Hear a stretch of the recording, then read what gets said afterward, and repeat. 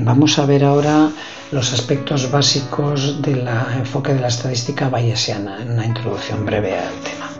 En la estadística bayesiana se plantea tanto el contraste de hipótesis como el análisis de los problemas, reconociendo que las personas en primera instancia tenemos creencias previas sobre las hipótesis. ¿Está esta persona enferma o no? En una prueba diagnóstica se hacen algún tipo de recogida de información y a la vista de la creencia previa más los datos de la información recogida pasaríamos a unas creencias posteriores sobre las hipótesis. Así de sencillo.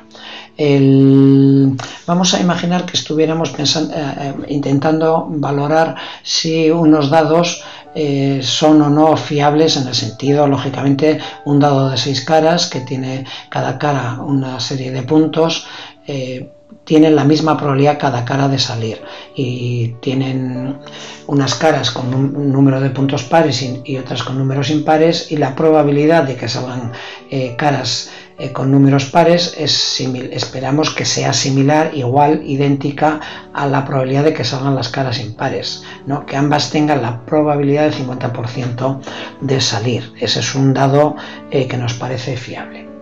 Bien, vamos en el contraste de hipótesis se plantean dos hipótesis, una que es la que llamaríamos hipótesis nula, que es decir que las probabilidades de salir par o impar son iguales, y otra que sería la hipótesis alternativa, las probabilidades de salir par o impar no son iguales.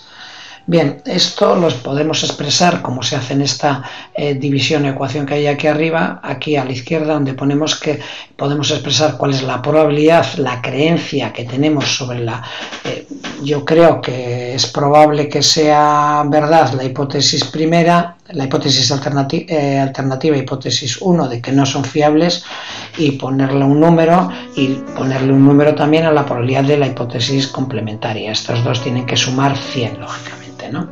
Bien, hay personas que pueden tener una creencia alta a favor de la hipótesis nula y pondrían que la probabilidad de que la hipótesis alternativa, que es la que ponemos arriba, sería muy baja, el 1%, imaginaros, y que en cambio opinan que esto es el tema de los dados es serio y que la gente estarán bien hechos, que cree que el 99% tiene una creencia de que es el 99% de certeza de que eso es verdad, esa teoría. En cambio, otra persona que no lo crea, cree que ese tipo de productos suelen ser defectuosos o no fiables, puede tener unas creencias inversas, ¿no? Muy diferentes, y piensa que es 90% de probable que sea verdad que no son fiables,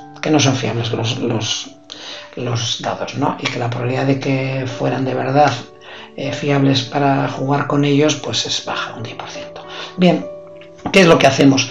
Hacemos experimentos, tiramos dados y vemos lo que pasa. Si los experimentos, por ejemplo, nos sale que el 50% de las tiradas da pares y el 50% impares, esta información nueva la juntamos a nuestra creencia previa. No son muchas tiradas, pero bueno, nos empuja hacia la creencia de que la hipótesis de que los dados son fiables es más alta de la que incluso pensabas antes, ¿no? Quien ya lo creía pues pasa a tener más convicción, incluso más fuerte, y quien no creía en esa hipótesis de que los dados fueran fiables pues empieza a creer que es algo más probable que lo que pensaba antes, que esa fuera la verdad.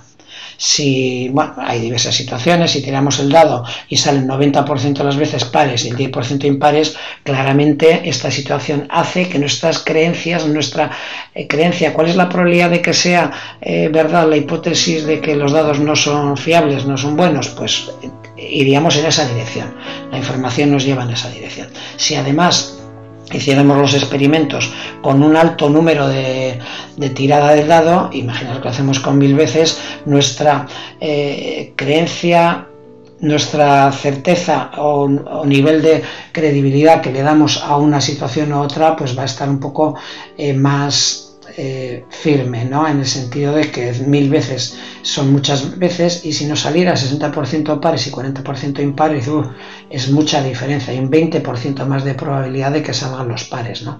Y esto nos llevaría a tanto a la persona que era muy descreída respecto a los dados como la que creía más en los dados a pensar que es más probable la hipótesis de que el dado no es fiable, ¿no? Bien, este es un poco el enfoque, ¿no? En este gráfico tomado de una exposición de Julia Huff, vemos cómo tenemos una barra en la que expresamos la probabilidad de nuestra creencia a favor, por ejemplo, de la hipótesis de que el dado no es fiable. Hay quien piensa que es muy alta esa probabilidad, no se fía de los dados esos y pone que la probabilidad sea del 75%, mientras que la otra persona puede creer que esa hipótesis es más baja, ¿no? El 40%. ¿Qué es lo que pasa? Que vamos a llegar a una creencia a posteriori basada en los datos del estudio, y de la creencia previa mostrada aquí arriba vamos a pasar a una creencia a posteriori.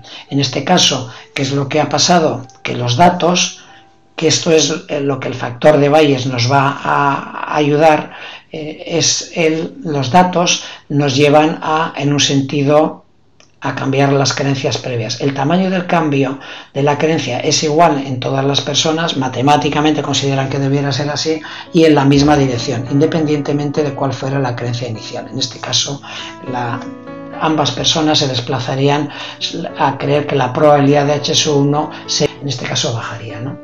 En un próximo vídeo vamos a ver un poco un análisis más detallado y una explicación de cuál es el factor de Bayes, que es el elemento clave en la estadística bayesiana, ese elemento que está en el cambio entre nuestra idea a priori de las cosas a nuestra idea a posteriori.